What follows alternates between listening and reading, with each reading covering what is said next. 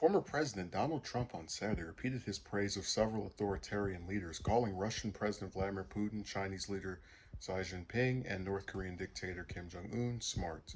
During a rally in Commerce, Georgia, Trump referred to those authoritarian leaders as strong, saying the smartest one gets to the top. Trump said China's Xi was smart because he runs 1.5 billion people with an iron fist. While he called North Korea's Kim tough, both Xi and Kim have been widely condemned by the international community for human rights abuses. Trump also repeated some praise for Putin while distancing himself from previous remarks that seemed more fully supportive of the Russian leader. They asked me if Putin is smart. Yes, Putin was smart, Trump told a crowd of rally goers. After acknowledging that Putin had made a big mistake in attacking another country and its people, Trump said the Russian leader's massive buildup on the border ahead of the invasion appeared to be a great negotiation. That's a hell of a way to negotiate. Put 200,000 troops on the border, Trump said. That was a big mistake, but it looked like a great negotiation that didn't work out too well for him. Trump previously called Putin very savvy after the Russian president declared he would recognize two separatist regions in eastern Ukraine as independent days before invading, which drew criticism from both Democrats and Republicans. Trump later attempted to walk those comments back and has condemned the invasion. During Saturday's rally, Trump also suggested President Biden was weak in comparison to the authoritarian leaders and said the president should recuse himself from anything having to do with Ukraine because of his son's business dealings in the country, which became the subject of Republican attacks during the 2020 presidential election.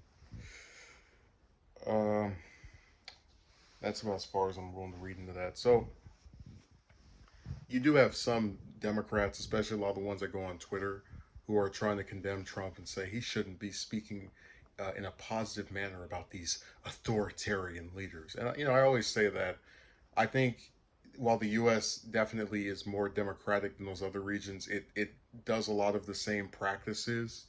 Like invading other countries, human rights abuses, and just gets away with it because of it being the U.S. and being a democracy and just being on good terms with the UN in general.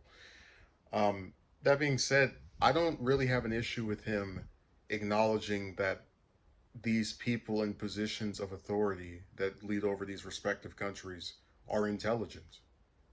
I think there's much to be said that someone who gets to the top usually has some higher level of intellect than you typically see. Now there are some exceptions, like we've talked about how Kim Jong Un is only the North Korean leader because of his grandpa founding North Korea, and then his dad taking over after that, and then him taking over after his father passed away in 2011. So there are exceptions to the rule, but I don't really understand what the problem is with praising people as far as saying that they're intelligent. It's such a generic, light-hearted praise to give to somebody. Like I would say that Hitler was intelligent, and that doesn't mean that any of his anti-Semitism or the Holocaust or any of that stuff was justified.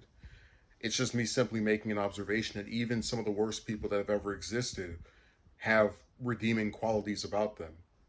So I think it's really goofy that they're trying to criticize Trump over that. I don't really, when they were saying that he was too like praising Putin to the point of seeming like he was in favor of him invading Ukraine, that's where I would draw the line and say this is wrong. But if he wants to say someone who is in a position of power because of their ability to rise to the top is smart, I don't have a problem with that.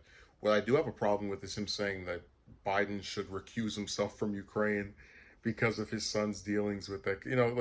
Listen, if Biden actually did that, the same Republicans who brought that issue up during that election would say he's being weak. He's not putting sanctions on. It shows how he's not strong.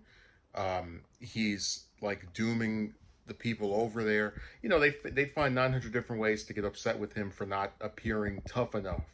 So if he were to do that, he would basically damned if you do, damned if you don't. Which pretty much is the mantra of being a politician in the modern era. You just can't win no matter what you do.